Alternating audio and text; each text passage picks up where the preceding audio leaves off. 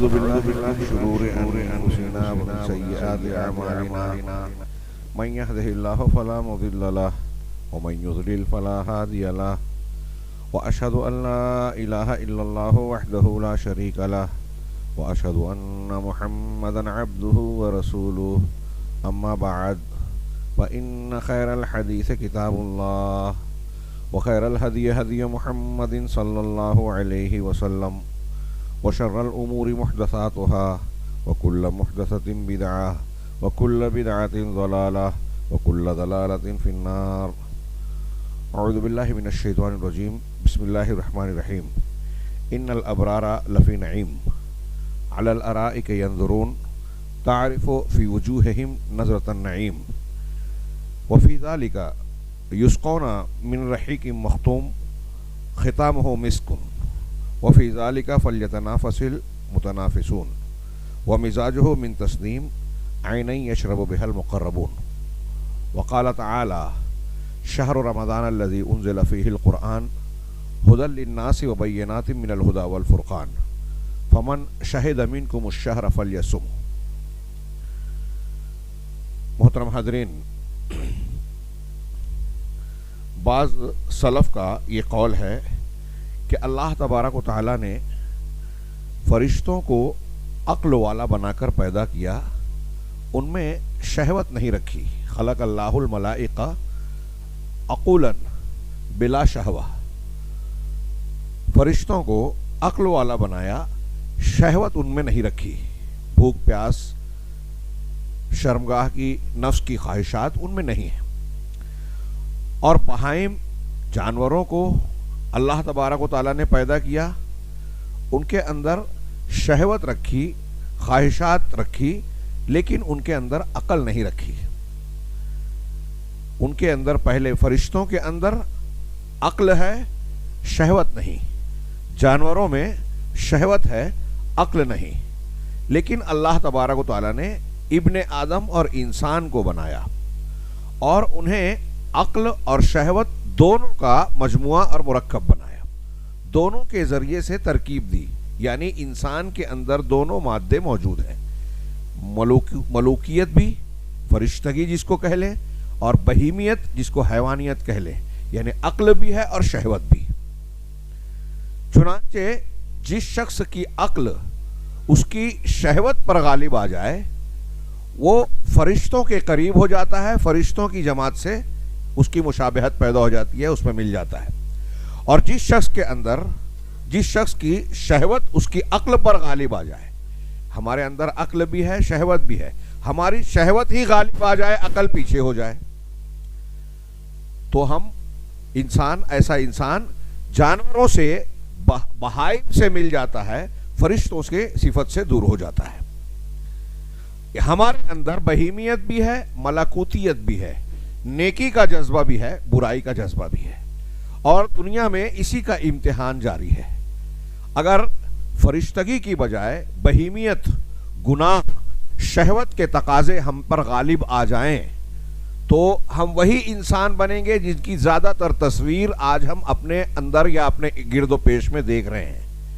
مادہ پرست، دنیا دار، جانوروں کی طرح بطن و فرج کا پجاری. بطن یعنی پیٹ، فرج یعنی شرمگاہ. سارے معاملے ہم دیکھتے ہیں کہ دنیا کے انسانوں کے ان دو چیزوں کی ضرورت کے گرد گھوم رہے ہیں، اور اسی کو دنیا کی یا زندگی کی معراج سمجھا جا رہا ہے. اس کا نتیجہ یہ نکلا، نتیجے کے طور پر باتیں چاہے جو کی جاتی ہوں، لیکن غیر مسلموں کی بات چھوڑیے، اہل ایمان کا بھی عام ہم اور آپ اکثریت کے ساتھ یہی معاملہ دیکھ رہے ہیں، جسے نبی کریم صلی اللہ علیہ وسلم نے اپنی پیشین گوئیوں میں ارشاد فرمایا تھا کہ ایک زمانہ آئے گا کہ مسلمانوں پر دوسری قومیں اس طرح ٹوٹ پڑیں گی جیسے دسترخوان پر بھوکے ٹوٹتے ہیں. یہ ہم بار بار سنتے ہیں. وجہ کیا بتائی؟ تمہارے اندر وہن پیدا ہو جائے گا، دنیا کی محبت اور موت کا خوف. اور اس وجہ سے دشمن کے دلوں سے تمہاری ہیبت ختم ہو جائے گی، دبدبہ چلا جائے گا. یہ ایک جملہ جناب محمد رسول اللہ صلی اللہ علیہ وسلم کا ایک کتاب ہے، اور یہ جو بعض سلف کے قول کے حوالے سے میں نے ذکر کی، اس کا نتیجہ ہے کہ ہمارے اندر جب بہیمیت کا غلبہ ہو جائے، خواہشات نفس اور شہوتوں کا غلبہ ہو جائے، اور ملکوتیت یا نیکی کا جذبہ یا عقل کا جذبہ جو صحیح عقل کہلاتی ہے وہ مغلوب ہو جائے، انسان اپنی خواہشات کا بندہ بن جاتا ہے۔ دنیا کی زندگی میں یہی ہمارا امتحان ہے، اور انسان کے لیے دنیا کا معاملہ ہو، اس کے بعد کی زندگی کا معاملہ، یہی امتحان میں ناکامیابی کی سب سے بڑی بنیاد ہے کہ انسان کی شہوت، اس کی خواہشات نفس اس کی عقل پر غالب آ جائے۔ سارے مسائل کی جڑ، دنیا بھر کی ہم تقریر کریں، تحقیقی مقالے لکھیں، اسباب و علل کی تلاش کریں کہ مسلمانوں کے مسائل کے اسباب کیا ہیں، ایک لفظ اور ایک جملے میں جو قرآن و حدیث کی بہت سی دلیلوں، ایک دو دلیل نہیں، بیسیوں بلکہ اس سے بھی زیادہ دلیلوں کی بنیاد پر کہا جا سکتا ہے کہ انسان کا سب سے بڑا مسئلہ ہے اس کا گناہ، اللہ تبارک و تعالیٰ کی نافرمانی۔ انبیاء کرام جناب محمد رسول اللہ صلی اللہ علیہ وسلم چونکہ انبیاء کے بعد سب سے آخری وہی ہیں اور انہی کی شریعت جاری ہے، ان کی شریعت کی مخالفت کرنا یہ انسان کے لیے دنیا اور آخرت میں مختلف قسم کی آفتوں، مصیبتوں، فتنوں اور عذاب کو دعوت دینے کے مترادف ہے۔ سارے مسائل کی جڑ گناہ ہے۔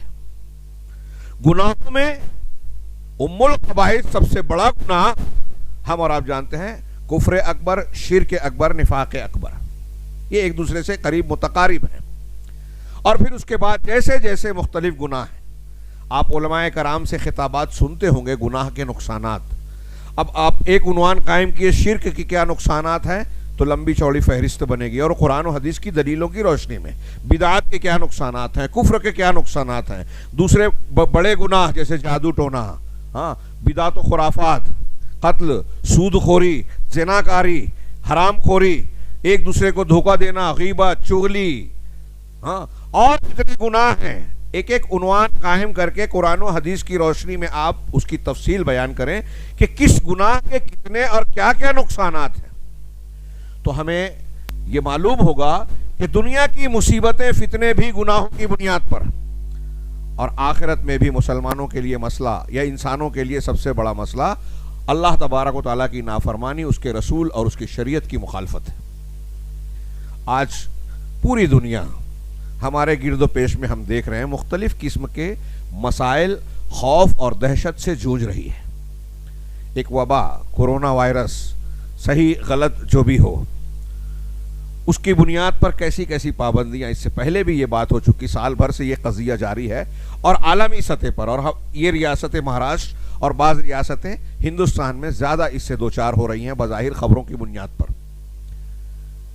لوگوں میں خوف و دہشت ہے، انتظامیہ کی طرف سے سختیاں ہیں، ان سختیوں کی بنیاد پر تشویش ہے، اجتماعات پر پابندی لگائی جا رہی ہے، سوشل جو ہے ڈسٹینس، ماسک اور دیگر احتیاطی تدابیر، جس کے نتیجے پر یہ کہا جا رہا ہے کہ عبادت گاہوں میں آپ اجتماع نہیں کر سکتے، عید کا مسئلہ ہو جائے گا، فلاں غیر مسلموں کے لیے بھی مختلف مذہبی تقریبات کا مسئلہ، شادی بیاہ کا مسئلہ، دنیا کے مسائل، اور پھر اس کے ضمن میں معاشی پابندیاں، معاشی طور سے تنگ دستی، کاروبار کا کساد بازاری کا شکار ہونا،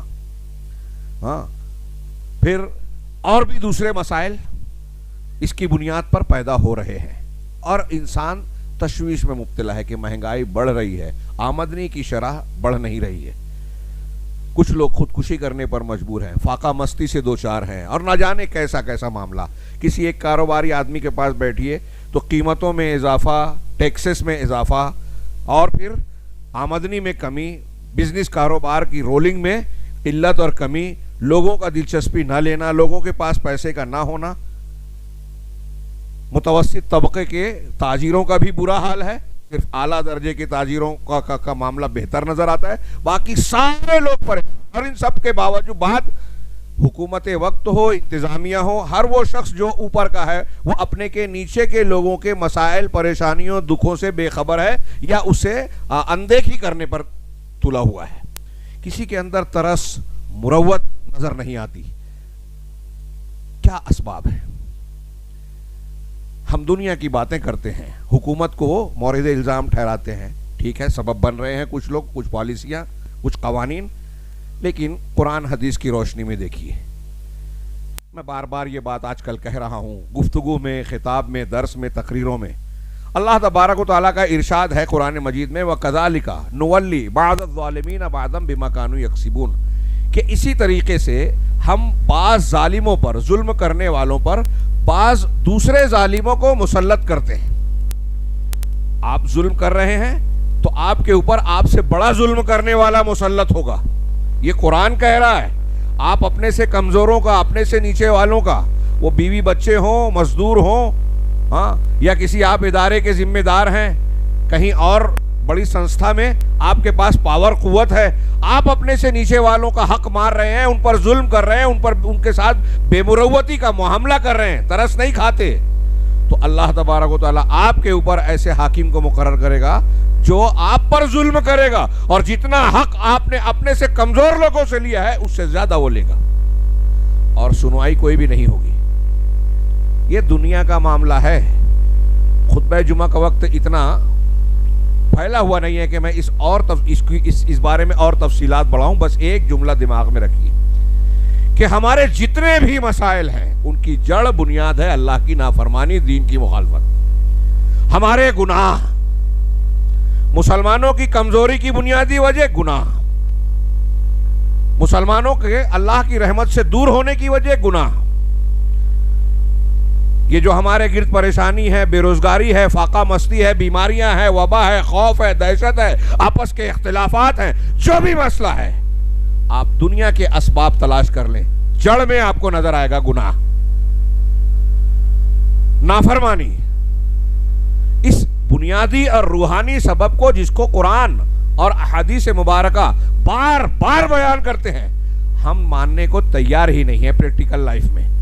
ابھی میں نے ممبر پہ کہا، آپ نے سن لیا، ہاں، اور بھی علماء کرام اسے ہو سکتا ہے بیان کریں، اور بیان کرتے ہی ہیں، بیان کرتے ہیں، سنتے ہیں ہم لوگ، لیکن ایک فرد بھی ایسا محسوس ہوتا ہے، واللہ اعلم، نیک لوگ ختم نہیں ہوئے، ایسا نظر نہیں آتا جو واقعی روحانی بنیاد پر یہ غور کرتا ہو کہ ہمیں یہ پریشانی ہے، ہمارے گھر میں یہ دکھ ہے، ہم کو یہ صدمہ ہے، ہمیں محاسبہ کرنا چاہیے کہ کون سا گناہ ہم کر رہے ہیں جس سے توبہ کرے تو اللہ تبارک و تعالیٰ کی رحمت ہماری طرف متوجہ ہو اور یہ فتنہ فساد مصیبت ہم سے ٹل جائے. اس انداز میں غور و فکر کرنے کا مزاج جو سلف میں تھا، صحابہ، تابعین، تبع تابعین میں، وہ آج ہمارے یہاں نظر نہیں آتا. غیر مسلموں کی طرح، مادہ پرستوں کی طرح، جن پر شہوت کا غلبہ ہے، انہی کی طرح ہم بھی تجزیہ کرتے ہیں. زلزلہ آئے، طوفان آئے، یہ مہنگائی آئے یا کوئی اور مصیبت پریشانی، اس کا ہم مادی اعتبار سے، دنیاوی اعتبار سے تجزیہ کر کے قابلیت کا مظاہرہ کرتے ہیں. اس وجہ سے ایسا ہو رہا ہے، اس فلاں چیز کی، زلزلے کی سائنسی وجہ یہ ہے، ماحولیات میں تبدیلی کرنا، ڈیم بنانا، فلاں چیز کرنا، یہ ایسا ہوا، زمین کی پلیٹیں رگڑ کھائی اور زلزلہ آ گیا، ختم ہو گئی بات. یہ سارے اسباب ہم نے جان تو لیے، سائنسی اسباب، جغرافیائی اسباب، فلاں اسباب، لیکن ان اسباب کو چلانے والا، متعین کرنے والا، ان پر حکمرانی کرنے والا کون ہے؟ کیا اس کی مشیت اور مرضی کے بغیر یہ اسباب پیدا ہو سکتے ہیں؟ یہ اسباب کام کر سکتے ہیں؟ ہمارا تو ایمان ہے اللہ تبارک و تعالیٰ مسبب الاسباب ہے، اور کائنات کا کوئی ایک چھوٹے سے چھوٹا واقعہ بھی اللہ کی مشیت کے بغیر نہیں ہوتا. تو یہ سب کیسے ہو جائے؟ بات طویل ہو جائے گی، اصل موضوع باقی رہے گا. میں آتا ہوں اس چیز کی طرف. یہ اچھی طرح دماغ میں رکھیے کہ ہمارے گرد و پیش میں جو مسائل، مصیبتیں، پریشانیاں، بیماریاں پھیلی ہوئی ہیں، ان کے علاج کا اگر ہم کو غور کرنا ہے، ان کے علاج پر، اس خوف اور دہشت کے ماحول کو ٹالنا ہے، مہنگائی کم کرنا ہے، اپنے آپ کو قوی اور طاقتور بنانا ہے، تو اللہ کی رحمت اور اس کی نصرت کے بغیر کچھ نہیں ہو سکتا. اور اللہ کی رحمت اور نصرت کے حاصل کرنے کا طریقہ کیا ہے؟ اس کا جو طریقہ ہے، رب کریم ہم پر اور آپ پر شدتیں، سختیاں صرف ڈالنا نہیں چاہتا. ہاں، یہ میں ابھی دنیا کی بات کر رہا ہوں، برزخ اور آخرت کے عذاب کی بات نہیں کی. قرآن کی آیت اصل تو وہی ہے. ایک مسلمان کے لیے سب سے بڑا مسئلہ دنیا کی زندگی کیسے بھی کٹ جائے، ہم خود مریں یا سامنے والا کوئی ہمیں مار دے، دنیا سے تو جانا ہی ہے، موت آنا ہی ہے. تو اس کے پیچھے کیا پڑ رہا؟ دکھ، پریشانی، مصیبت، بیماری میں اگر یہ کٹ بھی گئی تو یہ تو کٹنا ہی ہے نا. اصل مرحلہ تو آخرت کا ہے. ہاں یہ میں نے قرآن کی ایک آیت پڑھی رمضان کے استقبال کے تناظر میں. ہاں موقع نہیں ہے کہ ہر پہلو کو میں تفصیل سے پیش کر سکوں. سورہ مطففین کی اس آیت میں اللہ تبارک و تعالیٰ نے نیک لوگوں کے تعلق سے ذکر کیا ان الابرار لفی نعیم، کہ نیک لوگ نعمتوں میں ہوں گے. ابرار کون سی نعمت؟ یہاں مراد جنت ہے. لیکن علامہ ابن تیمیہ کا بڑا ایک پیارا قول زرعی کہلانے کے لائق قول ہے.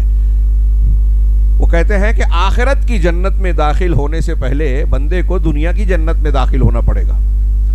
دنیا میں ایک جنت ہے. دنیا کی جنت کیا ہے؟ اللہ تبارک و تعالیٰ کے دین اور اس کے احکامات کی فرما برداری، اپنے آپ کو اس کے حوالے کر دینا، اس کا ذکر، اس کی عبادت، اس کی توحید کو گلے سے لگانا، اسی پر بھروسہ کرنا، اسی سے امید رکھنا. یہ ایمانی اوصاف جس کے اندر پیدا ہوئے وہ اطمینان و سکون کے ساتھ دنیا کی جنت میں چاہے جھوپڑے میں رہتا ہو وہ دنیا کی جنت میں ہے. اور اگر اسے یہ نعمت حاصل نہیں ہے تو دیکھیے بڑے بڑے محلوں میں رہنے والے خودکشی کرنے پر مجبور ہوتے ہیں. سکون چین نہیں ہے. تو ان الابرار لفی نعیم، آخرت کی اس نعمت، یہ نعمت کس کے لیے ہے؟ ابرار کے لیے، نیک لوگوں کے لیے. علی الارائک ینظرون، یہ چھپر کھٹوں پر، تختوں پر، جنت کے اعلیٰ ترین چھپر کھٹوں پر بیٹھ کر مشاہدے کر رہے ہوں گے. تعرف فی وجوہہم نظرۃ النعیم، ان کی نعمتوں کا حال یہ ہوگا کہ آپ ان کے چہرے کو دیکھ کر، ہاں تعرف نظرۃ النعیم، نعمت کی تر و تازگی دیکھ لیں گے کہ کتنی زبردست تازگی ہے. یہاں بھی دنیا میں ہم دیکھتے ہیں چہرے سے ہی بعض مرتبہ پتہ چل جاتا ہے کہ یہ امیر آدمی ہے، یہ بیچارہ مفلوق الحال پریشان حال ہے. ہاں جنتیوں کے، جنت کے، ان کے چہرے سے جنت کی نعمتوں کے اثرات نمایاں ہوتے رہیں گے. ہاں یسقون من رحیق مختوم، وہ مہر بند شراب، رحیق پاکیزہ شراب سے ان کو سیراب کرایا جائے گا، پلایا جائے گا. ختامہ مسک، جس کی مہر یا جس کی تلچھٹ، دونوں معنی کیا ہے. میں قرآن کی آیت کی تفصیل میں نہیں جانا چاہ رہا ہوں. ہاں جس کی مہر جو ہے وہ کستوری کی، ہاں ہم کیا کہتے ہیں اسے، مشک اور کستوری کی ہوگی. وفی ذالک فلیتنافس المتنافسون.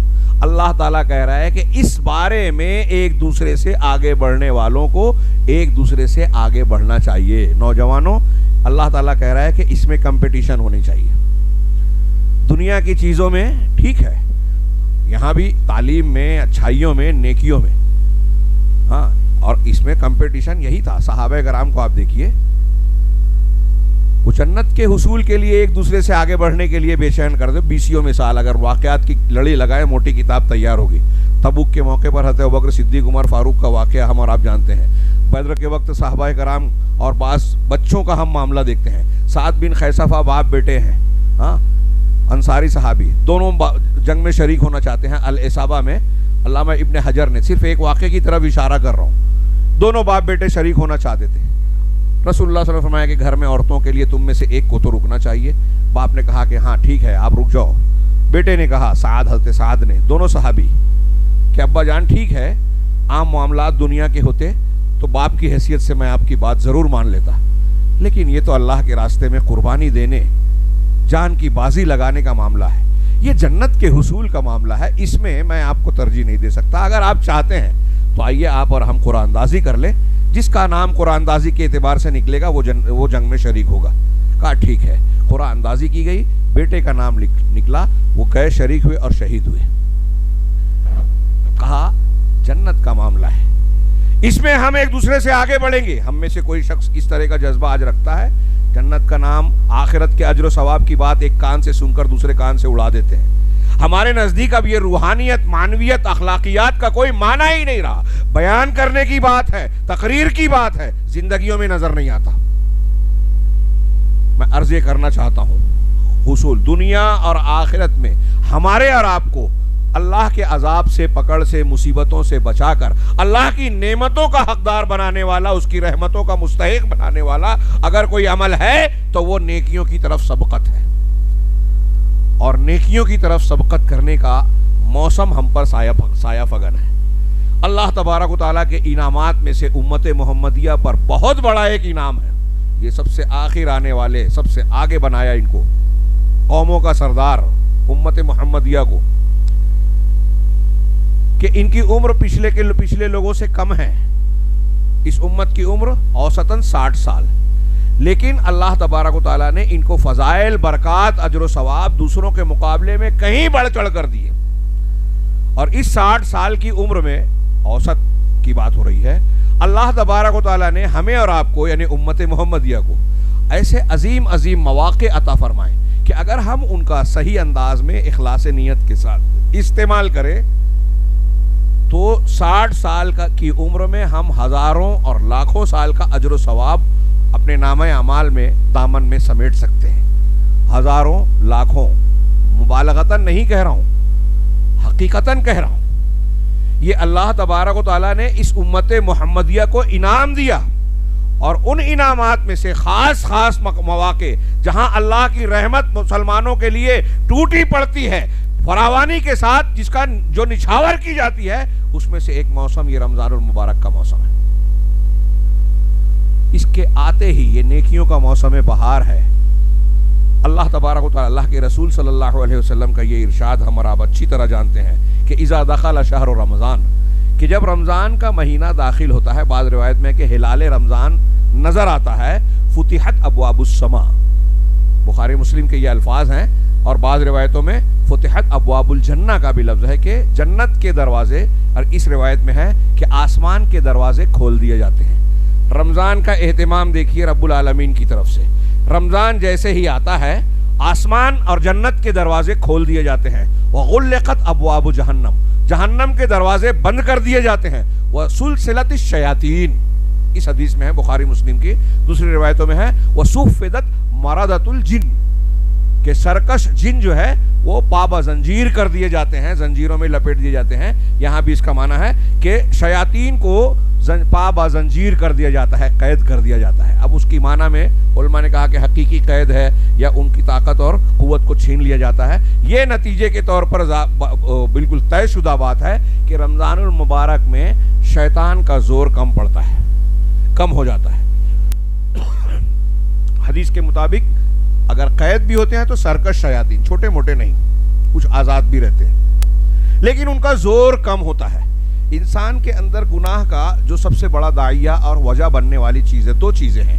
ایک شیاطین جو خارجی طور سے وہ انسانوں میں سے ہو یا جنوں میں سے، شیاطین الانس والجن، اور ایک انسان کا اپنا نفس.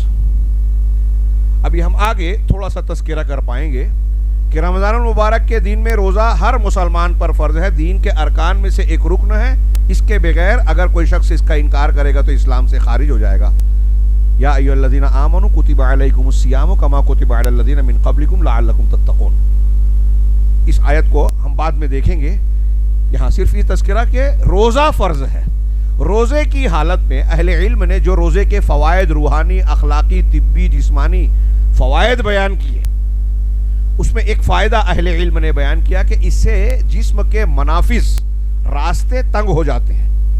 جب یہ خوشحالی سے دوچار ہوتے ہیں، کھاتے پیتے ہیں، فراوانی ہوتی ہے، تعیش ہوتا ہے، تو نفس کی خواہشات بھی شباب پر ہوتی ہیں اور شیطان کے اثرات بھی. روزے کی حالت میں جب جسم کے منافذ تنگ ہو جاتے ہیں، بھوک پیاس کی وجہ سے انسان کی یہ خواہشات پر کچھ حد تک کنٹرول ہو جاتا ہے، تو شیطانی اثرات بھی کم ہو جاتے ہیں، نفسانی خواہشات بھی کنٹرول میں ہو جاتی ہیں. لہذا روحانیت جو ہم نے شروع میں پڑھا کہ اللہ تبارک و تعالیٰ نے فرشتوں کو عقل والا بنایا بغیر شہوت کے، تو یہ روحانیت یا شہوت کو مغلوب کر کے فرشتوں کی صفت انسان کے اندر پیدا ہونا، یا ایک پورے مہینے کی ترتیب کے ساتھ تربیت ہوتی ہے کہ ہمارے اندر فرشتگی آ جائے، شہوت مغلوب ہو، عقل اور اخلاقیات، روحانیت غالب ہو. اللہ تبارک و تعالیٰ نے احکامات اور بعض اعمال جو دیے، اس کے ساتھ ساتھ بے پناہ فضیلتیں عطا کی. یہ رمضان المبارک کے بارے میں ابھی ہم نے بخاری مسلم کی جو حدیث سنی، ہر بچہ جانتا ہے اس حدیث کو، لیکن غور کیجئے کہ ہم اس پر غور کرتے ہیں. اللہ تبارک و تعالیٰ یہ اہتمام کیوں کر رہا ہے؟ وہ بلا وجہ ہے؟ یوں ہی اللہ کا کوئی کام یوں ہی ہو سکتا ہے؟ جنت کے دروازے کھول دیے، جہنم کے بند کر دیے، کیا مطلب؟ شیاطین کو قید کر دیا، کیا مطلب اور کیوں؟ یہ ہم پر اور آپ پر اللہ کا احسان و کرم ہے. ہاں، وہ ہمیں معاف کرنا چاہتا ہے، ہم کو کامیاب کرنا چاہتا ہے، ہم پر اجر و ثواب کی بارش کرنا چاہتا ہے. عذاب دینا نہیں چاہتا. ما یفعل اللہ بعذابکم ان شکرتم وآمنتم. اللہ تمہیں عذاب دے کر کیا کرے گا اگر تم شکر گزار بن جاؤ, ایمان والے بن جاؤ. اللہ کو کچھ نہیں پڑی ہے کہ تم کو عذاب دے, وہ تو تمہیں معاف کرنا چاہتا ہے, تم ہو کے ماننے کو تیار ہی نہیں. نبی کریم صلی اللہ علیہ وسلم نے کہا کہ تم اللہ کے ایک آگ کے جلی ہوئی آگ پر گرے جا رہے ہو اور میں تمہاری کمر پکڑ پکڑ کر تم کو روک رہا ہوں, لیکن ہاتھ چھوڑا کر اس پہ گرنا چاہتے ہو. اللہ کے رسول کی شریعت ہمیں آج بھی روک رہی ہے اس جہنم سے, اور اس کے لیے سب سے بہترین موقع یہ رمضان المبارک ہے. یہ ابھی رمضان داخل ہوتا ہے, چاند نظر آتا ہے اور اللہ تبارک و تعالیٰ ماحول میں یہ تبدیلی کر دیتا ہے. ہم اور آپ اہل ایمان ماحول کی اس تبدیلی کو اگر ایمان ہوگا تو ضرور محسوس کرے گا انسان کہ برائیوں کا داعیہ, برائیوں کا زور, شیاطین کے اثرات کمزور پڑ جاتے ہیں اس ماہ مبارک میں. اب ایک طرف یہ ہوا, اب احکامات کے اعتبار سے دیکھیں, افسوس کہ وقت بہت ہی مختصر ہے اور ہر بات ادھوری ہوگی. اب اس میں رمضان المبارک میں جن چیزوں کی خصوصیت ہے, جن چیزوں کی ترغیب دی گئی ہے, جو اس مہینے کے بعض اعمال کی فضیلتیں, اجر و ثواب بیان کیے گئے, اللہ کا وہ اہتمام. ابھی جنت کے دروازے کھلے, جہنم کے بند ہو گئے, شیاطین کو قید کر دیا گیا. اب روزے دن میں فرض ہیں. اللہ کے رسول صلی اللہ علیہ وسلم نے ایک حدیث میں فرمایا کہ اللہ نے اس کے دن کے روزے فرض کیے ہیں اور میں نے اس کے رات کا قیام مشروع کیا ہے, مسنون بنایا ہے, یعنی تراویح, قیام اللیل, تہجد, جو عام دنوں میں رات کے تہائی حصے کے بعد پڑھی جاتی ہے. ہاں, اور رمضان المبارک میں یہ امت پر فضیلت دی گئی کہ عشاء کے فوراً بعد بھی اسے پڑھ سکتے ہیں, بعد میں پڑھنا اگرچہ زیادہ فضیلت والی بات ہے. یہ اگر لوگ سمجھ لیں, میں موقع رہے گا تو اس پر کبھی تفصیل بات کریں گے کہ اللہ کے رسول صلی اللہ علیہ وسلم کی رمضان غیر رمضان کی رات کی نماز کبھی 11 وتر سے زیادہ نہیں ہوئی. ام المومنین کا بخاری شریف میں بیان ہے, اگر 20 رکعت تراویح ہوتی تو 8 تہجد, 20 تراویح, 28 اور 3 ملا کر وتر ملا کر 31 ہو جاتی. حضرت عائشہ کی یہ بات درست سنا ہوتی کہ رمضان غیر رمضان میں آپ کی 11 رکعت سے زیادہ نہیں تھی. اور یہ بڑے بڑے علماء احناف بھی اس بات کو قبول کرتے ہیں کہ مسنون تراویح, تہجد, قیام اللیل تو 8 رکعت ہی ہے اور 11 مع وتر کے. تو اللہ کے رسول صلی اللہ علیہ وسلم نے اس کو مسنون کیا. اب ان دونوں میں سے بہت سی فضیلتیں, روزے کی کیا فضیلت اور اجر و ثواب ہے, اور تراویح کی کیا اجر و ثواب ہے. ایک ایک حدیث. اللہ کے نبی صلی اللہ علیہ وسلم کا یہ ارشاد, یہ بھی بخاری مسلم کی بڑی مشہور روایت ہے, من صام رمضان ایمانا واحتسابا غفر لہ ما تقدم من ذنبہ. جس شخص نے رمضان کے روزے رکھے ایمان اور احتساب کے ساتھ تو اس کے پچھلے سارے گناہ معاف. ابھی میں نے تمہید میں سمجھانے کی کوشش کی, کافی لمبی ہوئی لیکن میرے اعتبار سے وہ بھی بہت کم تھی, کہ ہمارا دنیا کے مسائل ہوں, یہ وبا ہو, بیماری ہو, بے روزگاری ہو, فاقہ مستی ہو, آپس کا اختلاف ہو, جھگڑا ہو, پریشانی ہو, دقت ہو, یا برزخ اور آخرت کے عذاب کا خوف ہو, ہر چیز کی بنیاد اور جو ڈر ہے وہ گناہ کی وجہ سے. رمضان کے روزے کیوں کا ایک بنیادی فائدہ اللہ کے نبی صلی اللہ علیہ وسلم نے کیا فرمایا کہ گناہ معاف ہو جائیں گے اگر روزہ ہم نے, شرط یہ ہے ایمان اور احتساب کے ساتھ. اب یہ بھی ایک اچھی اہم بات ہے کہ کچھ لوگ رسمن رکھتے ہیں, عادتاً رکھتے ہیں, عبادتاً نہیں رکھتے روزہ. بعض روزہ ہی نہیں رکھتے. جو روزہ نہیں رکھتے وہ اپنے آپ کو سدھار لیں, یہ فرض ہے, کمپلشن ہے. ہاں, انہیں شرم آنی چاہیے. جو روزہ نہیں رکھتے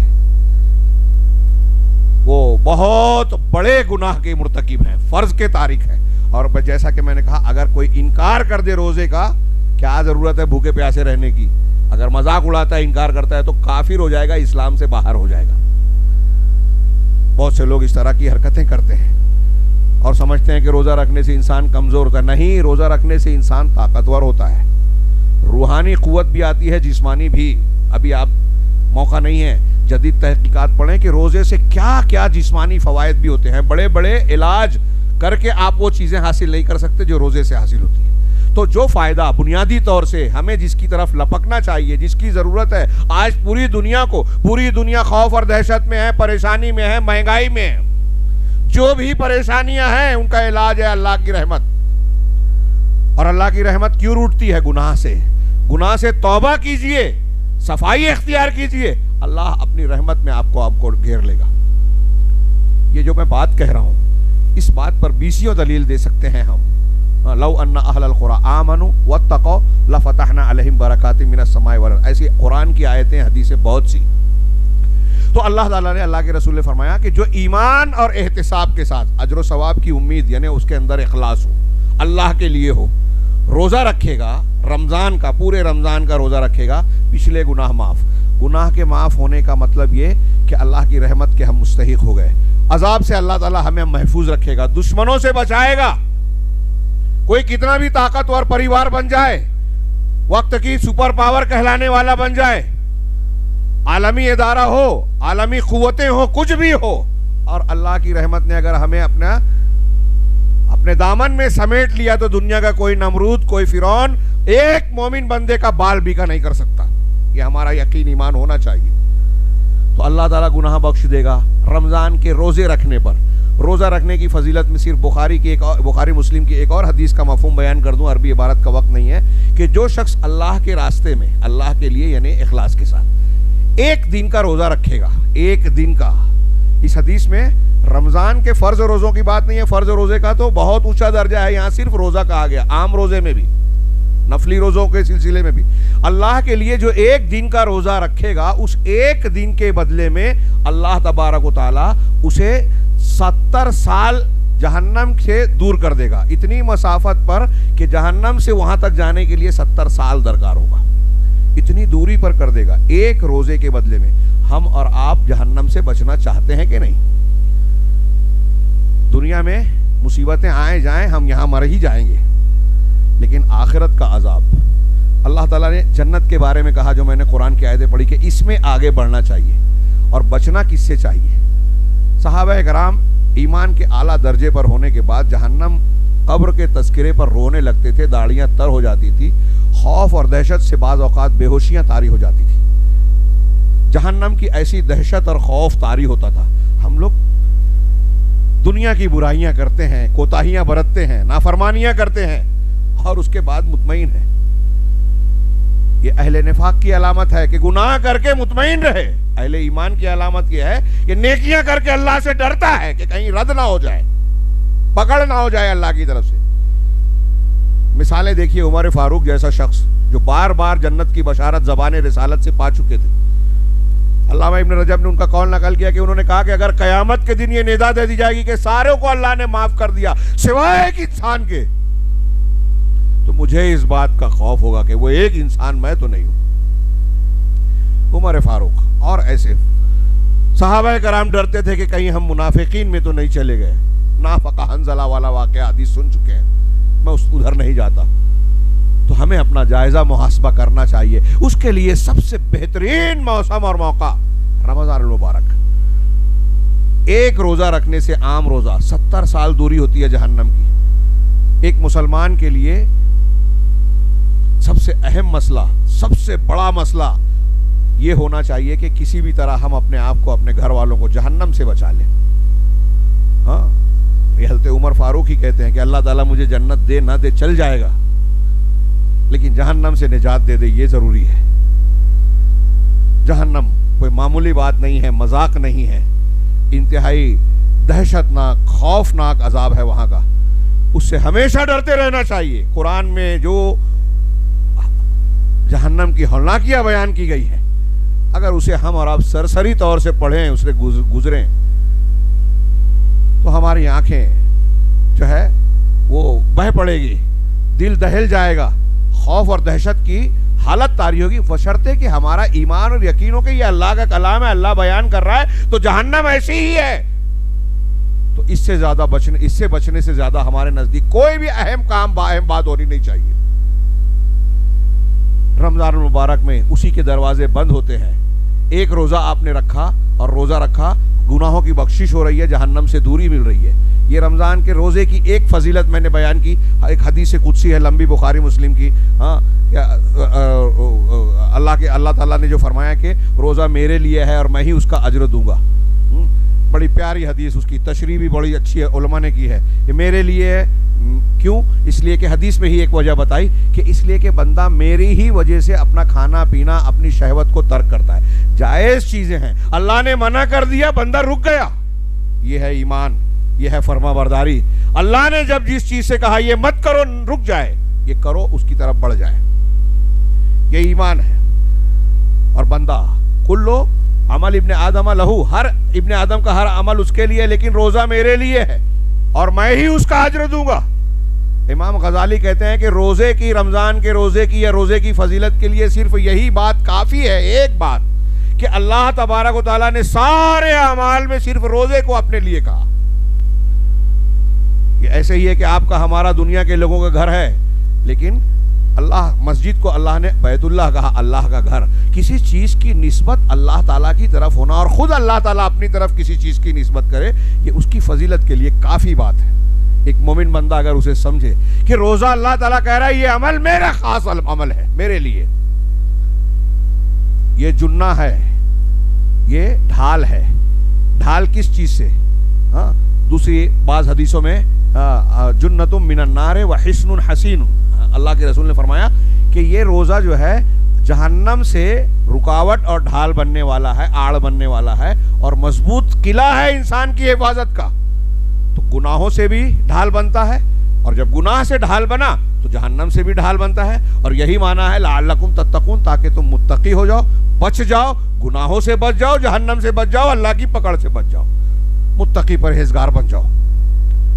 یہ روزے کا ایک فائدہ، یہی فائدہ اللہ تبارک و تعالیٰ نے رسول اللہ صلی اللہ علیہ وسلم نے حدیث مبارک میں تراویح کا بتایا۔ من قام رمضان ایمانا واحتسابا غفر له ما تقدم من ذنبہ، جو رمضان کا قیام ایمان اور احتساب کے ساتھ کرے، قیام یعنی رات کو نماز پڑھنا، یہ وہی تہجد، وہی تراویح ہے۔ کچھ لوگ ہمارے ہاں جب ٹیڑھا استدلال کرتے ہیں، بعض منکرین حدیث، کچھ نئے نئے محقق پیدا ہوئے، تو انہوں نے یہ بھی کہا کہ صرف 3 ہی دن ہم تراویح پڑھیں گے، اس لیے کہ اللہ کے رسول نے 3 دن ہی پڑھی، جماعت سے 3 دن پڑھائی، آپ ہمیشہ پڑھتے تھے۔ اور یہ جو قولی حدیث ہے جو میں پڑھ رہا ہوں بخاری مسلم کی، اس میں پورے رمضان میں قیام کرنے کا زبانی ذکر ہے، اور صحابہ کرام اس پر عمل کرتے تھے۔ حضرت عمر نے جب جماعت نہیں ہوتی تو ایک جماعت پر اکٹھا کیا، جو صحیح راجح قول کے مطابق وہ جماعت بھی 8 رکعت ہی پڑھتی تھی۔ 20 کی بھی روایت ہے، لیکن اتفاق محدثین و محققین وہ ضعیف ہے۔ تو اللہ کے نبی صلی اللہ علیہ وسلم نے کہا کہ جو پورے رمضان قیام کرے گا ایمان اور احتساب کے ساتھ، پورے رمضان کی تراویح کا ثبوت بخاری مسلم کی حدیث ہے، اور بھی روایتیں ہیں، تو اس کے پچھلے گناہ معاف۔ یہ رمضان کے روزے کی فضیلت بتائی، اور ایک روایت میں نے بتائی تراویح اور قیام اللیل کی، اس کی اور بھی فضیلتیں ہیں۔ اب اس رمضان میں قرآن کی تلاوت، نبی کریم صلی اللہ علیہ وسلم کے بارے میں بخاری میں روایت ہے کہ اللہ کے رسول صلی اللہ علیہ وسلم یوں تو لوگوں میں سب سے زیادہ سخی تھے ہی، عام حالات میں بھی، ہر نیکی میں آپ دوسروں سے زیادہ بدرجہ اعلیٰ درجے پر فائز تھے، ہر نیکی میں، تو عام طور سے بھی آپ سب سے زیادہ سخی انسان تھے، لیکن رمضان میں آپ کی سخاوت اور شباب پر ہوتی، تیز پربہار ہوا سے بھی زیادہ تیز۔ یعنی رمضان صدقہ و خیرات کا بھی موسم ہے، زکوٰۃ کا یہی موسم ہے، ایسا نہیں ہے۔ جس مال پر زکوٰۃ فرض ہوتی ہے اس کا جب بھی سال پورا ہو اس کی زکوٰۃ نکال دینا چاہیے، وہ ذی قعدہ میں ہو، سفر میں ہو، شوال میں ہو، ربیع الاول میں ہو، ضروری ہے، فرض ہے۔ زکوٰۃ کے مستحقین زکوٰۃ کی ضرورت پورے سال ہوتی ہے، صرف رمضان میں نہیں۔ رمضان زکوٰۃ کا مہینہ نہیں، ہاں اگر کسی کے حساب کتاب کا معاملہ رمضان سے جڑا ہوا ہے، سال پورا ہو رہا ہے، تو پھر ٹھیک ہے رمضان میں نکالیں۔ تو اللہ کے رسول سب سے زیادہ سخی تھے، کیوں؟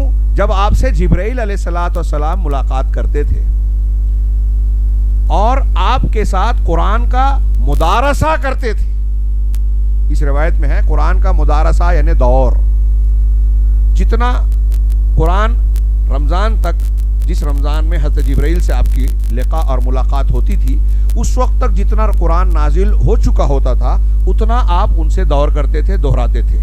یہ دیکھیے، یہ اس میں ہمارے لیے نمونہ ہے، استاد شاگرد سے دیا ہوا سبق سنتا ہے، یہ قرآن کی حفاظت کا بھی انتظام ہے اور تعلیم ہے کہ قرآن ہمیں سیکھنا سکھانا چاہیے، استاذ کو سنانا چاہیے اور جاننے والے سے سننا چاہیے۔ اللہ کے نبی صلی اللہ علیہ وسلم جبرائیل علیہ السلام کو سناتے تھے، صحابہ سے سنتے تھے، کئی روایتیں ہیں، موقع نہیں ہے۔ ایک تعلیم کا سلسلہ، قرآن کی حفاظت، قرآن کی تبلیغ، قرآن کو ذہن نشین کرنے، اس کی عظمت کا خیال رکھنے کا، اس کے بہت سارے عظمت کے پہلو ہیں انشاءاللہ کسی موقع پر. تو قرآن کی تلاوت کا موسم بھی ہے، صدقہ و خیرات اور سخاوت کا موسم بھی ہے. جس سال اللہ کے نبی صلی اللہ علیہ وسلم کی وفات ہوئی، یعنی آخری سال، اس سال آپ نے 2 مرتبہ پورا قرآن حضرت جبرائیل علیہ السلام کو سنایا. اسی بنیاد پر ہم لوگ تراویح میں یہ کوشش کرتے ہیں کہ قرآن ختم ہو. ضروری نہیں ہے، لیکن یہ بھی ایک سنت کا اور قرآن کے حقوق کا ایک حصہ ہم مانتے ہیں کہ اللہ کے رسول صلی اللہ علیہ وسلم جس طرح حضرت جبرائیل کو پورا قرآن سنتے تھے ویسے ہم پورا قرآن سنائیں. اب تراویح کے حوالے سے ہو، عام حالات میں ہو. پھر قرآن کی تلاوت کی جو فضیلتیں ہیں، عام حالات میں ایک حرف پر 10 نیکیاں اور اس سے زیادہ. اور یہ حدیث قدسی میں روزے کے سلسلے میں بھی اللہ کے رسول صلی اللہ علیہ وسلم نے فرمایا کہ اللہ کہتا ہے کہ نیکیاں 10 گنا دی جاتی ہے. 1 روزہ رکھا 10 کا ثواب، 1 مہینہ رکھا 10 مہینے کا ثواب، پھر شوال کے 6 رکھ لیے 2 مہینے کا ثواب، پورے سال کا روزہ رکھنے کا ثواب دے گا اللہ. یہ میں نے بہت ہی اختصار کے ساتھ اس میں تلاوت، اس میں سخاوت، خرچ اور ہاتھ کو کھلا رکھنے کی فضیلت اور ذکر و اذکار، توبہ استغفار. پھر اگر جیسے ایک دوسرا پہلو یہ کہ رمضان کے ایام کا معاملہ ایسا ہے کہ از ابتدا، ابھی آپ نے سنا حدیث رسول کہ چاند نظر آتا ہے، رمضان داخل ہوتا ہے اور اللہ کی طرف سے یہ اہتمام ہوتا ہے. جنت کا دروازہ کھل گیا، جہنم کا بند ہو گیا، فرشتے قید میں ہو گئے، نیکیوں کا درجہ بڑھ جاتا ہے. حضرت سلمان فارسی کی روایت اگرچہ ضعیف ہے لیکن صحیح حدیث میں ہے کہ عمرے کا ثواب حج کے برابر. وہ بھی بعض روایتوں میں رسول اللہ صلی اللہ علیہ وسلم کے ساتھ حج کے برابر رمضان میں کیا گیا عمرہ. مطلب نیکیوں کا درجہ اور اجر و ثواب بھی بڑھ جاتا ہے. اور میں نے عرض کیا، اب آگے جو بات کہہ رہا تھا کہ رمضان از ابتدا، شروع سے لے کر آخر تک، خاتمے تک سب سراپا فضیلتوں سے بھرپور ہے. اور دین کے آگے بڑھنے کے ساتھ اس کی فضیلت کم نہیں ہوتی بلکہ بڑھتی ہے. ایک روایت کے الفاظ میں ہے کہ ہر رات اللہ تبارک و تعالی بہت سارے مسلمانوں کو جہنم سے آزادی دیتا ہے.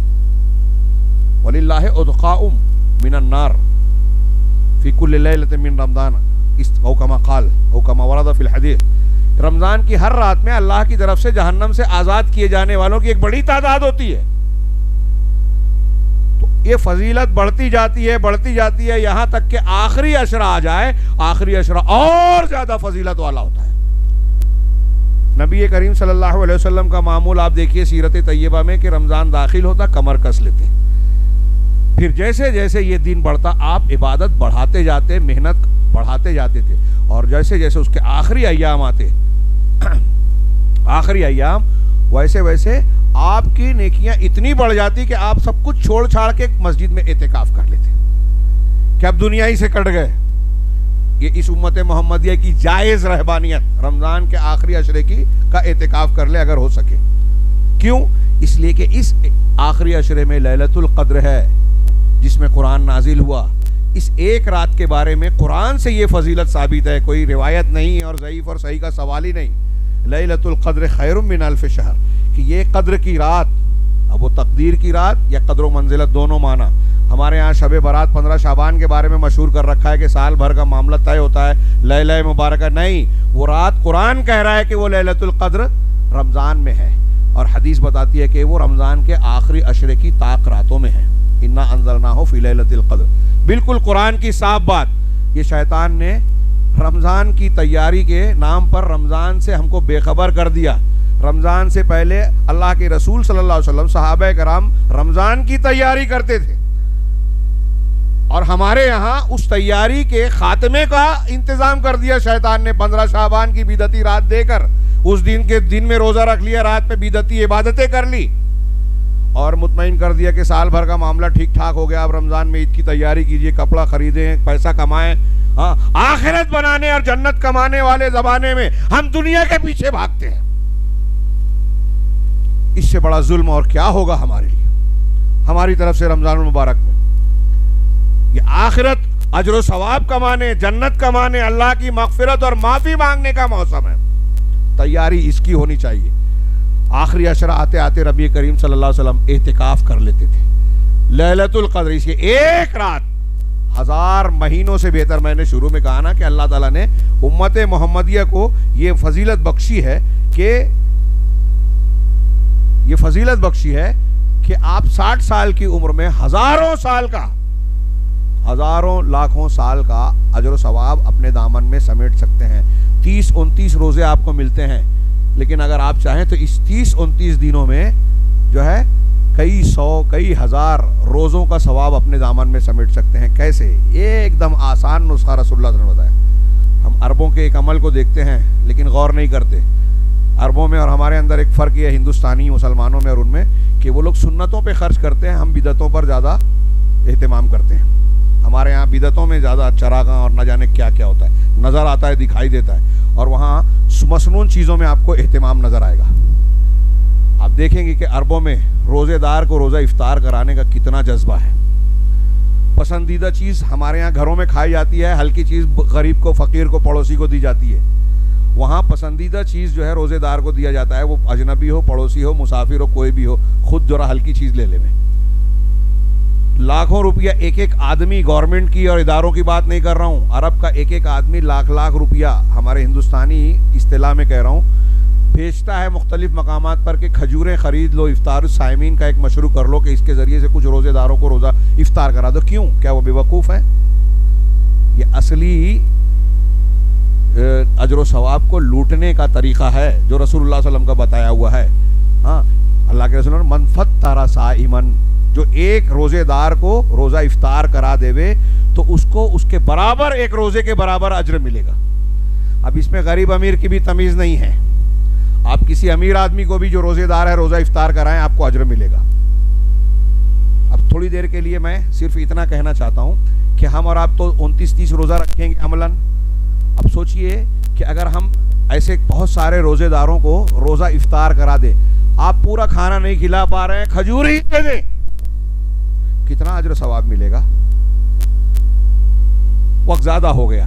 رمضان کی تیاری کے حوالے سے میں بات کرنا چاہ رہا ہوں. یہ پوری چیزیں جو میں نے سرسری طور سے چند امور کو پیش کیا, اس میں اور کچھ تفصیلات پیش کی جا سکتی ہیں. وقت زیادہ ہو چکا, میں معافی چاہتا ہوں, لیکن نتیجے کی بات کہنا چاہتا ہوں کہ یہ سارا اہتمام اللہ تبارک و تعالیٰ کی جانب سے کیا گیا. جہنم کا دروازہ بند, جنت کا دروازہ کھول دیا گیا, شیاطین کا اثر کم کر دیا گیا, برائیوں کو زور کم کر دیا گیا, نیکیوں کی اجر و ثواب کی بہار چلائی گئی, اور پھر اس کے بعد اللہ تبارک و تعالیٰ نے کچھ خصوصی اعمال بھی دے دیے کہ اگر آپ اس پر تھوڑا عمل کر لو تو اللہ خوب اجر دے گا. روز پوچھ رہا ہے عام دینوں سے بڑھ کر کہ کوئی بخشش چاہتا ہے, مغفرت چاہتا ہے تو اللہ معاف کرے گا, جہنم سے آزاد کرے گا. ایسے اہتمام کے بعد بھی اگر ہم اور آپ محروم رہے, اللہ کی بخشش کا پروانہ حاصل نہیں کیا, جہنم سے آزادی حاصل نہیں کی, تو ایک حدیث میں ہے کہ سب سے بڑا محروم وہی شخص ہے جو رمضان کی نعمتوں برکتوں سے محروم ہے. اور آپ وہ حدیث بارہا سن چکے ہیں مسند احمد وغیرہ کی کہ اللہ کے رسول صلی اللہ علیہ وسلم ممبر پر چڑھتے ہوئے تینوں زینوں پر آمین آمین کہا. بعد میں صحابہ کے بتانے پر, پوچھنے پر آپ نے بتایا کہ حضرت جبرائیل بد دعا دے رہے تھے ہر زینے پر اور میں آمین کہہ رہا تھا. اس میں سے ایک بد دعا کیا تھی آپ اور ہم جانتے ہیں, پوری روایت کا موقع نہیں ہے, کہ وہ شخص اللہ کی رحمت سے دور ہو, اس پر لعنت ہو, ہاں وہ غائب و خاسر ہو, اس شخص پر لعنت ہو جس کو رمضان المبارک مل جائے, رمضان کا مبارک مہینہ مل جائے اور اپنی بخشش نہ کروانے رب العالمین کے جناب میں, اس پر اللہ کی لعنت. کون بد دعا دے رہا ہے؟ فرشتوں کا سردار جبرائیل علیہ السلام. اور آمین کون کہہ رہا ہے کہ اللہ قبول کر؟ رسولوں کا سردار جناب محمد رسول اللہ صلی اللہ علیہ وسلم. کیا ہم اور آپ یہاں چاہتے ہیں کہ ہم فرشتوں کے سردار کی بد دعا اور رسولوں کے سردار کی آمین کے مستحق بنے؟ نہیں چاہیں گے. اگر ہم ایسا نہیں چاہتے تو اس رمضان کا مومنانہ استقبال کرنے کے لیے ہمیں تیار رہنا چاہیے. مجھے احساس ہے کہ بعض اہم باتیں رہ گئی ہیں, لیکن تیاری کے حوالے سے یہ چند نکات کا بیان کرنا چاہتا ہوں کہ تیاری کیسے کریں. یہ شعبان میں جو لوگوں نے بدعتیں کی ہیں انہوں نے تیاری نہیں کی ہے, رمضان کی مخالف تیاری کی ہے, اپنے آپ کو مطمئن کیا ہے. بدعت کر کے, محنت کر کے اللہ سے دور ہونا کوئی عقل مندی نہیں. سنت پر کم عمل کیجئے, زیادہ اجر و ثواب پائیے. بدعت میں محنت کر کے زیادہ گنہگار بنیں گے. یہ تیاری رمضان اور اس کے متعلقہ شرعی علوم کا علم حاصل کرنا. آپ کو ہم کو رمضان کی تیاری کرنے کا ایک پہلا حصہ، پہلا سبق، پہلا قدم یہ ہونا چاہیے کہ اب رمضان آ رہا ہے تو رمضان میں جن چیزوں کی پابندی ہم پر عائد ہوتی ہے، روزہ تو رکھنا ہی ہے، تراویح حتی الامکان اسے بھی ادا کرنا چاہیے، قرآن کی تلاوت، قرآن کا کیا حقوق اور دوسرے معاملات. تو رمضان کے احکامات یعنی علم حاصل کرنا، ہر فضیلت اور ہر عمل سے پہلے علم کی ضرورت ہوتی ہے.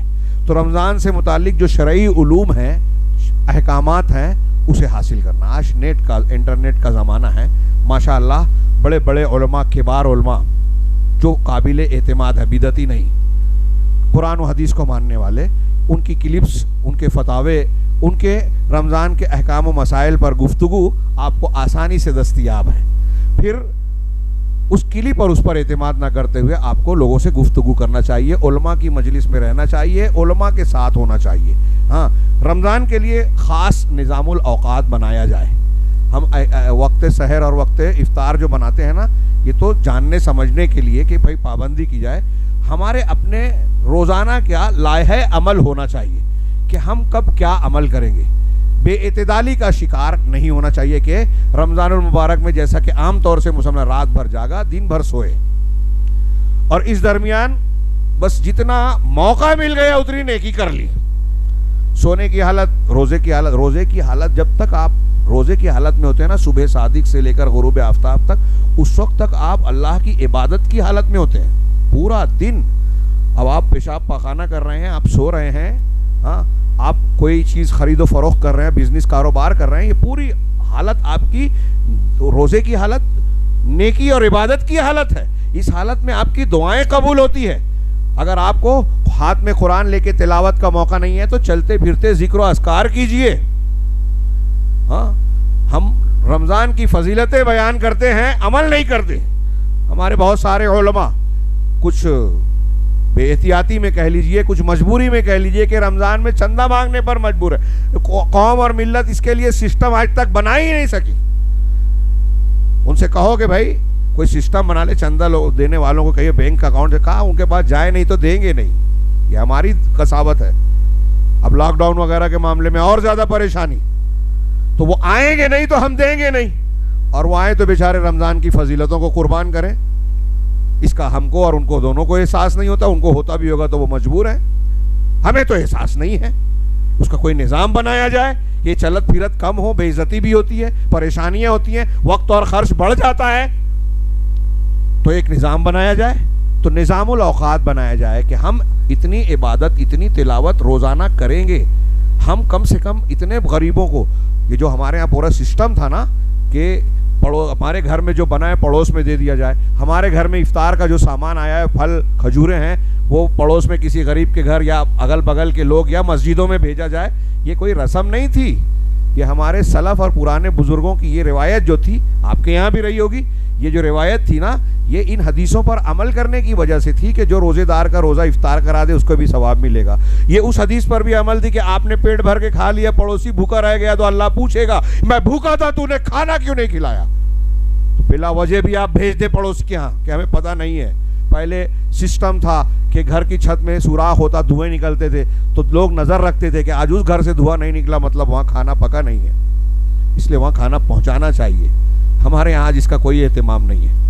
پڑوس میں بھوک ہے اور ہمارے یہاں ہمارے بچے اچھی اچھی غذائیں، اچھے اچھے پھل اور تعیش کے سامان سے لطف اندوز ہو رہے ہیں. یہ نہیں ہونا چاہیے. یہ بہت بڑی ہمدردی، غم گساری. یہ رمضان المبارک کو صبر کا مہینہ، ہمدردی کا مہینہ کہا گیا ہے. نصف صبر، الصائحون واستعینوا بالصبر والصلاۃ. اے ایمان والو، صبر اور صلاۃ سے مدد حاصل کرو. امام بغوی اور بعض مفسرین نے کہا کہ اس آیت میں صبر سے مراد روزہ ہے. روزہ ہم کو صبر سکھاتا ہے، کنٹرول کرنا. اور آگے بڑھنے سے پہلے یہ تیاری کا ایک مین بات تو رہ گئی اہم، کہ روزے کی غایت مقصودی اللہ تبارک و تعالیٰ نے بیان کی، لعلکم تتقون، تاکہ تم متقی بن جاؤ. اب وقت نہیں ہے تقوی کی تشریح کرنے کا. تقوی ہمارے دل کو صفائی عطا کرتا ہے، اخلاقی اور نیکی کی خوبیاں دیتا ہے، اللہ کا ڈر دل میں پیدا کر کے گناہوں سے بچنے کا داعیہ پیدا کرتا ہے. گناہ ہو جانے پر توبہ اور استغفار کرنے پر سچے دل سے توبہ کرنے پر ابھارتا ہے. اللہ کے حقوق اور بندوں کے حقوق ادا کرنے کا جذبہ یہیں سے پیدا ہوتا ہے, اسی تقوی کی بنیاد پر. یہ ساری باتیں تقوی کے معنی میں آ گئی, لعلکم تتقون. اور یہی تقوی کیا ہے؟ حضرت عمر نے کہا تھا کہ مجھے دشمنوں کا ڈر نہیں ہے تم پر. قادسیہ کے موقع پر سعد بن ابی وقاص کو جو لمبا خط لکھا تھا, مجھے تمہارے گناہوں کا ڈر ہے. گناہ سب سے بڑی کمزوری, اور مسلمانوں کے لیے دشمن کے خلاف سب سے بڑا ہتھیار ہے ایمان اور تقوی. بدر میں, حنین میں, جہاں بھی ہم کو فتح ملی, اللہ کی مدد ملی تقوی کی بنیاد پر. یہ سب سے بڑی چال ہے, سب سے بڑا ہتھیار ہے. دشمن کوئی کتنا بڑا بھی ہتھیار, میزائل, بم بنا لے وے, اگر آپ اور ہمارے پاس تقوی ہے تو سب سے بڑی چال, سب سے بڑا ہتھیار ہے. عمر فاروق کہہ رہے ہیں, اور ایسے ہی نہیں کہہ رہے ہیں, قرآن و حدیث کہہ رہے ہیں. قرآن حدیث میں نے ابھی ایک آیت پڑھی تھی, تقوی کی بنیاد پر اللہ تعالیٰ نے کہا کہ اگر اہل بستی کے لوگ ایمان اور تقوی اختیار کر لیں تو اللہ تعالیٰ آسمان اور زمین کی برکتیں کھول دے گا. اس سے معلوم ہوا تقوی سے زمین کی برکتیں بھی ملے گی, آسمان کی برکتیں بھی ملے گی. اللہ تبارک و تعالیٰ نے کہا کہ اگر تم تقوی اختیار, وَمَن يَتَّقِ اللَّهَ يَجْعَل لَهُ مَخْرَجًا, بس ختم کر رہا ہوں, کہ جو تقوی اختیار کرے گا اللہ اس کو راستہ دے دے گا ہر مصیبت سے نکلنے کا. یہ کورونا بیماری کی بات ہو, بے روزگاری کی بات ہو, جھگڑے لڑائی کی بات ہو, ہر راستہ, ہر بیماری پریشانی سے نکلنے کا راستہ دے گا تقوی اختیار کرو گے. وَيَجْعَل لَهُ مَخْرَجًا وَيَرْزُقْهُ مِنْ حَيْثُ لَا يَحْتَسِبُ, اور ایسے راستے سے روزی دے گا جس کو وہ گمان نہیں کر سکتا. یہ دنیا کے فوائد بیان کیے, 2 آیتیں پیش کی, اور بھی آیتیں ہیں. آخرت میں بھی کہا کہ متقیوں کے لیے جنت ہے. ہاں, متقیوں کے لیے جنت کی نعمتیں ہیں. تو جنت متقیوں کے لیے, دنیا میں برکتیں متقیوں کے لیے, مصیبتوں سے بچانے کا وعدہ, دشمنوں کے حملوں سے, سازشوں سے بچانے کا وعدہ قرآن کہہ رہا ہے متقیوں کے لیے. وَإِن تَصْبِرُوا وَتَتَّقُوا لَا يَضُرُّكُمْ كَيْدُهُمْ شَيْئًا, ان کی تدبیریں, سازشیں تم کو نقصان نہیں پہنچائے گی اگر صبر اور تقوی اختیار کرو. اور اس تقوی کو کا سبق پڑھانے, تازہ کرنے, مضبوط بنانے رمضان آ رہا ہے. لعلکم تتقون, مطلب اگر ہم نے رمضان کے روزوں کا سبق حاصل کر لیا تو دنیا اور آخرت کی برکتوں کا دروازہ کھل جائے گا. یہ میں صرف چند نکات پڑھ دوں اور بات کو ختم کروں کہ رمضان کے لیے خاص نظام الاوقات بنانا, جس میں معمول کی مشغولیات میں, ہم روزمرہ کی جو مشغولیات کام دام ہوتے ہیں اس میں تخفیف کر کے عبادات کے لیے ہم زیادہ وقت نکالیں. صحابہ کا, سلف کا یہی طریقہ تھا. گھر کا ماحول دیندارانہ بنانا, گھر میں پہلے سے زیادہ سختی سے غیر شرعی چیزوں کو پر روک لگانا, شریعت کی طرف لوگوں کو راغب کرنا, وقت کی پابندی کے ساتھ نمازوں کو ادا کرنے کی تلقین کرنا اور خود بھی کرنا. قرآن کی تلاوت اور تدبر و فہم کے ساتھ کی خاص کوشش, صرف تلاوت نہیں, یتلونہ حق تلاوت ہی, قرآن کی تلاوت مومنین حق تلاوت کے ساتھ کرتے ہیں. کا معنی صرف الفاظ کا پڑھنا نہیں ہے, اس کے معنی اور مفہوم کو سمجھیں, سمجھنے کے بعد اس پر حتی الامکان عمل کریں, اس کے حلال کو حلال مانیں, حرام کو حرام. آپ قرآن 10 مرتبہ ختم کر رہے ہیں اور اس میں پڑھ رہے ہیں اللہ نے سود کو حرام کیا اور سودی لین دین کر رہے ہیں, تو آپ قرآن کا مذاق اڑا رہے ہیں. اب غور کیجئے, ایک مثال میں نے دی. ہاں, قیام اللیل اور تراویح کا اہتمام کرنا, صدقہ و خیرات کی تیاری اور اس میں زیادہ بڑھ چڑھ کے. ایک غریب آدمی بھی کوشش کرے کہ میں بھی دینے والا بنوں. صحابہ کرام کو تڑپ ہوتی تھی کہ ہمارے پاس روزہ افطار کرانے کا سامان نہیں ہے, تو اللہ کے رسول نے کہا کہ ایک کھجور, ایک گھونٹ دودھ پانی بھی پلا دو تو تم کو اجر و ثواب ملے گا. آخری عشرے کے لیے خصوصی اہتمام کی تیاری کی جائے. آپ پہلے سے انتظام کر لیں, آخری عشرے میں عید کی تیاری اور یہ اور وہ بہانے نہیں, وہ سب پہلے کر کے آخری عشرے میں کوشش کریں کہ رسول اللہ صلی اللہ علیہ وسلم کی سنت پر عمل کرتے ہوئے ہم رات میں نہ صرف جاگیں گے بلکہ مسجد میں اعتکاف کر لیں.